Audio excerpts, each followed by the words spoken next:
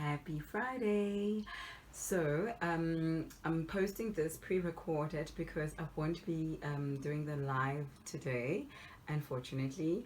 And yeah, by the time you watch this, it'll be like, yeah. So I hope you have enjoyed a great reading week. I wanted to read for you from Nyathi's new book, A Family Affair, and just to tell you about what I've been busy with for this past week. Because I think every Friday that is the whole aim, to update you every week, every Friday on the things that I'm busy with. I'll also show you some of the books that I got from friends. A friend of mine who is moving, and I decided to get some books from her, and well, she decided to give me her books, and yeah. So some of them I actually gave them away to friends of mine before I could take the other ones to the second hand bookstore, which is what I normally do. If I've got books that I'm not using, I will take them, or I will give my friends first option to take the books, and then I will, whatever's left, I will take it to the second hand bookstore. So yeah, reading from A Family Affair by Nyathi. The book launch on Thursday, last week Thursday, and yeah, I thought, I haven't read it, I haven't, so it's just like a taste of what is in the book. Maybe then you, because the book is available in stores, from independent booksellers, as well from Xoli, from Z Media should be, Afrocentric Lit has copies, Exclusive Books, Book Circle Capital, all the independent bookstores, they do have a copy. So maybe we can actually do a co-read. So yeah, let me know in the DMs, and then we can do a co-read maybe in December, or yeah. But this is just a taste of what is in the book and what is the book about. Okay, so Family is Complicated. This is how it starts. I love the cover, and how everything is like, there's different, the family tree, the background of it, which shows that family is formed by different people, and then there's like a band-aid that is putting the whole tree together, yeah. So if you have missed some of the discussions, I think Sue has had one so far, and I saw on the Tandan in the morning there's a podcast as well that she's been interviewed for. So maybe follow Sue on Twitter, and Pan Macmillan. But yeah, I know that she was explaining the whole, how the graphic designer decided on this. But yeah, I like the fact that the band-aid is actually visible. Yeah, family is very fragile, and yeah. Okay, so Family is Complicated. Meet the Mafus, a close-knit traditional family with 3 daughters. As leaders of their church, the Kingdom of God, Pastor Abraham and his wife Phumla are guiding the community of Bulawayo in faith, while trying to keep the different branches of their family intact. Independent and feisty Xoliswa returns home after a hiatus abroad, hoping for a fresh start and a chance to steer the family business. Rebellious Yandisa has met the love of her life and is finally getting her act together, while dutiful newlywed Zandile is slowly becoming disillusioned with her happily ever after. The Mafus always present a united front, but as their personal lives unravel, devastating secrets are revealed that threaten to tear the family. For how long will they be able to hide behind the facade of a picture-perfect family? So, yeah. And author of We Don't Talk About It Ever, Desiree Ann Martin, says about Sue. Sue Nyathi is a powerful literary force. A Family Affair exquisitely captures the complexities of family, culture, and the societal constructs that surround women. Eloquent, evocative, and utterly engrossing. And that is how it looks like at the back. So I'm going to actually treat this as a live, and I'm not gonna do any retakes of anything, like, so I could just, you know. Okay, I love how those branches on a tree, we all grow in different directions, but our strong roots keep us together. And the first part starts with birth. So I'm assuming that is the first part of the book, because first chapter is holy matrimony. Universally acknowledged that a single woman of childbearing age must be in want of a husband. In the minds of many a woman, and a truth that Zandile wrestles with that fine summer morning in December. She finds refuge in the bathroom, far from the madding crowd, and wrings her hands nervously over the full tulle skirt of her wedding dress spilling around her. She wonders whether it might not be too late to make a run for it.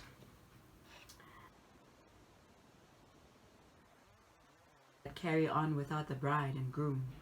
The guests could still salvage the occasion and make a party of it, and they could go straight to their honeymoon, a perfect escape from the craziness around her. Yeah, drama already in the first paragraph. And she wants to get married, but she's not so sure she wants this. At war with one another since this whole wedding thing had begun. Bone of contention, from the venue to the guest list to the menu. She had dreamt about her wedding day. Yeah. Evenings with her sisters, fantasizing about the kind of weddings they would all have. None of them included any noisy politics. Been fanciful and fairy tale like. She looks up at the small window, but as slender as she is, there is no way she will be able to squeeze her body through it.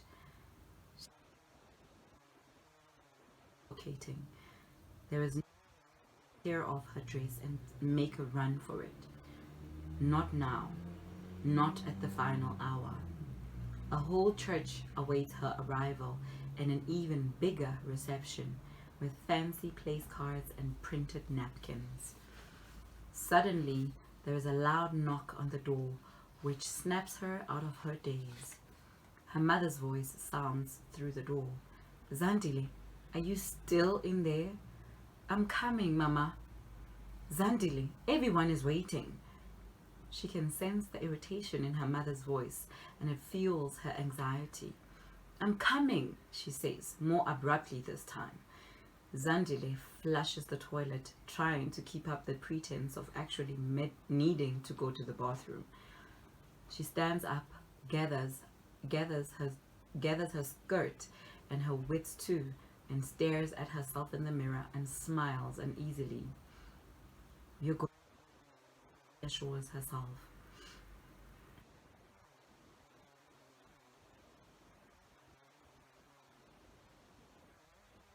And towards the front door, and is greeted by the brilliant promise that often accompanies a new day.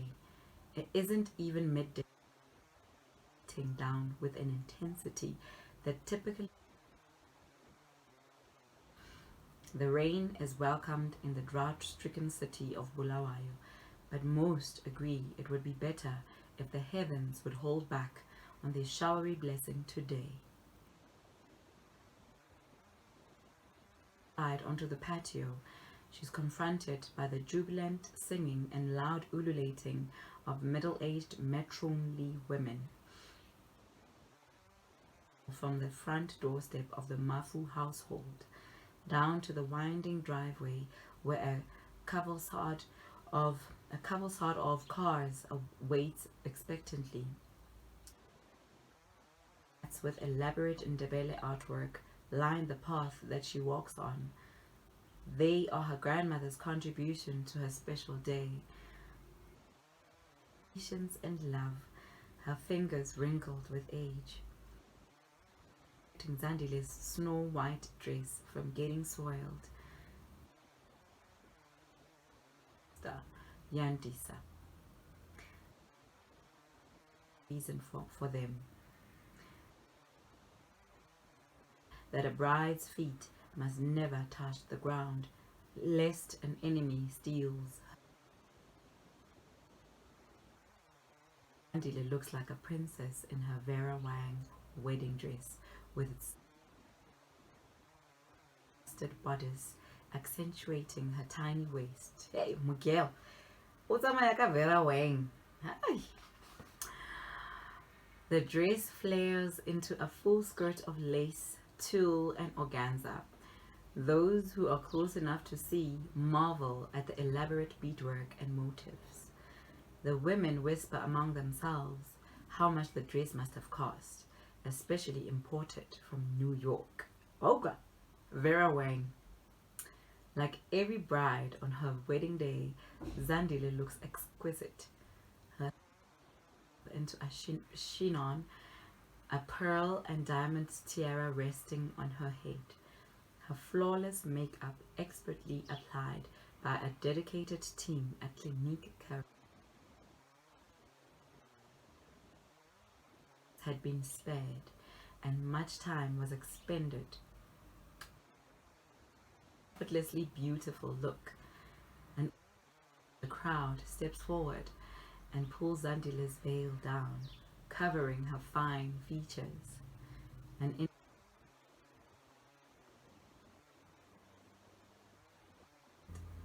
in her hands, Zandile clutches a simple bouquet of white orchids sprayed with green vines. All eyes are transfixed on her as she makes her way to the Mercedes-Benz that is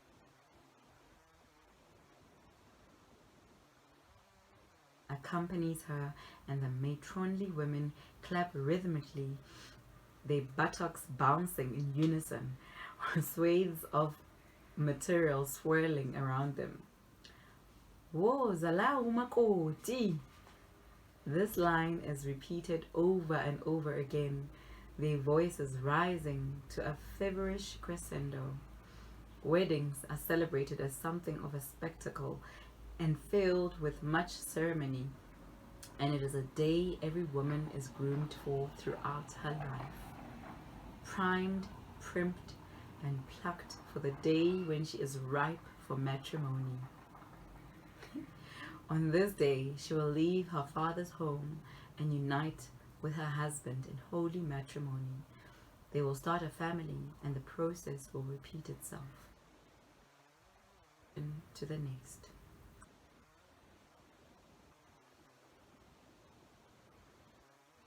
Was holy matrimony. So this is like the intro to the Mafus. I'm gonna continue because I'm used to hosting the live book reading for about 30 minutes. I'm gonna read the next part, which is the other half. It's titled The Other Half. Whoa, Zalawu Makoti. The joyful voices follow Zandile as she gets into the car, the flowing train of her dress occupying its own space on the seat next to her. Yandisa goes back into the house and reappears armed with a vanity case in one hand and a bottle of champagne and long-stemmed glasses concealed in a gift bag in the other hand, away from the hawkish eyes of the matronly lot. The oldest sister, Xoliswa, has already settled herself in the driver's seat, and Yandisa sits in the passenger seat next to her. Zandile is comfortably reclined in the back seat, relieved. Spots their mother, even though her face is shielded by a huge peach hat. Hey, we call it likiu, ne? That hat, you know the hat where your mother, like, the person who's sitting behind her won't even see a single thing, because it's like, you know, yeah. She spots their mother, even though her face is shielded by by a huge peach hat adorned with a big bow and dramatic feathers. She can see a lone tear streaming down her fat cheek, but it still doesn't obliterate the smile that fills her face and extends all the way to her gold adorned ears. Ah, that's so sweet, guys. Mom is so happy, says Zandile. Of course she is. At least one of her daughters made it down the aisle, replies Yandisa flippantly. Because marriage is such an achievement, pipes up Xoliswa in a tone slightly shaded by sarcasm. The weight of her remark is lost on Zandile, whose face is lit up with a radiant smile. She is on this auspicious day together in one place at the same time. Has brought them all together, X, Y, and Z. She daughters and arrived during the fruitful years when the family fortune had been secured. Her barren years in the turbulent 1970s when their father was still trying to establish himself. Debut into the world in 1972. Their parents occupied a humble abode in the township of Makukuba. Followed 3 years later, and Zandile was born in 1978. The name Zandile was befitting because male heir was conspicuous in the household. The expectation had always been that their mother would try for the proverbial male child, but she never did.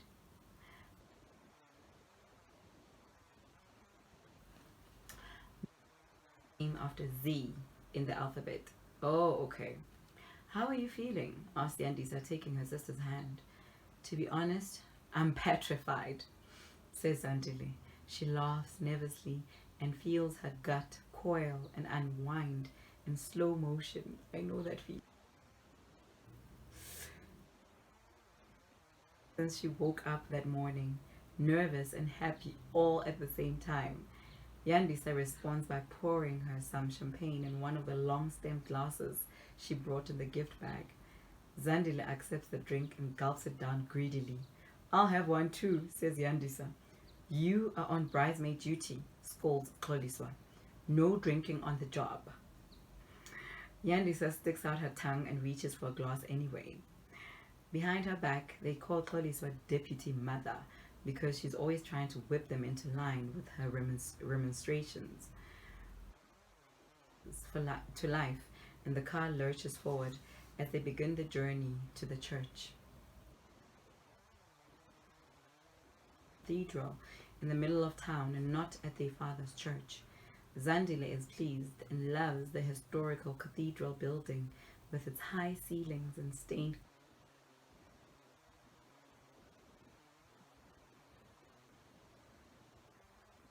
have so much character, unlike the hall her father built for his congregation. Her admiration of buildings led her to pursue a degree in architectural studies. She took professional exams before she can call herself an architect, but the pursuit of a professional qualification has been put on hold for the qualification of marriage. Was the one. I mean, everyone says you just know, but how did you know? Asked Xoliswa, looking at her sister through the rear view mirror. In all the chaos and planning for the wedding, she had hardly had a chance to chat to her sisters. She had flown in from the British Virgin Islands 5 days earlier to find the house crawling with relatives who constantly needed to be fed. They were all on full board, bed and breakfast, lunch and supper, with all the frills in between. There hadn't been a quiet moment, or a dull one for that matter, and it had been a constant rush doing last-minute things. Unbeknownst to her, someone had forgotten to take the candles to the church, and the deco people had been calling non-stop to say the flowers hadn't arrived at the venue. But her sisters made sure she was none the wiser when it came to those details. Zandile lets Xoliswa's question linger in the air before responding, and thinks back to the day she met Ndaba. Ndabentle Kumalo came into the Bulawayo City Council, where she works in the building permits department, to get built wanted to build in Burnside. His plans and had redrawn them for him, knowing her talent would eventually get her a job in the planning department.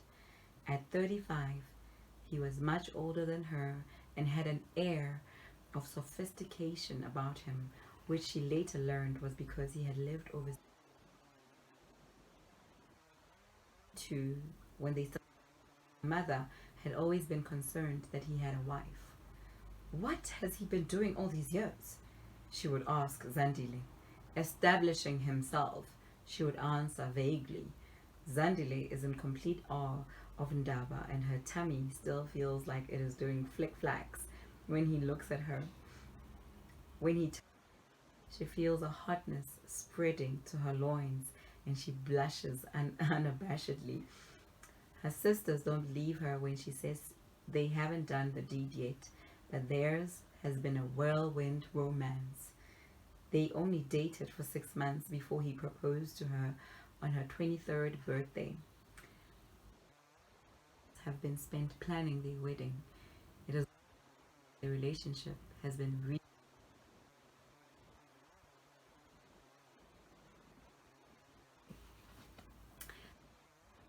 is a family affair. I think I'm actually not gonna show you the book. I just got books. That's all. I got books from a friend, and I'm actually so grateful because the book gods keep on blessing me. So yeah, this is a family affair, guys. I hope you enjoyed the reading, and I hope you'll get yourself a copy and follow Pam Macmillan and Sue Nyathi.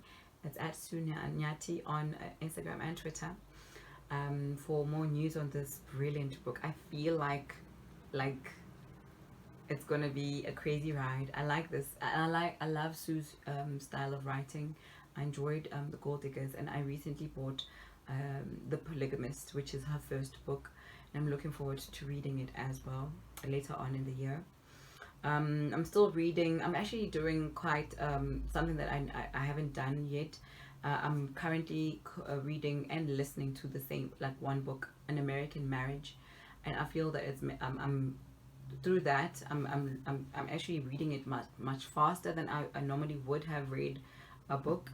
So that is what I'm reading this week. Yeah, I hope you enjoyed this reading. I'm going to load this up on my YouTube channel, and if you are not subscribing yet, please do so. It's Bukamuso Book Club on YouTube, and I will be posting some new content because I've made new, like, amazing friends who are encouraging me to, like, just step out of my live recordings crutch. So yeah, I'll be loading up some new content and stuff, and I hope you enjoy what I share with you. I hope you have a great reading weekend. I doubt I'll be doing much reading, but yeah, I will try and listen in. But yes, what are you guys reading? Let me know in the comments. Do you find yourself to be able to read more when you're listening to, or when you're reading physical books? But yeah, I hope you enjoyed this. Thank you, guys. Bye.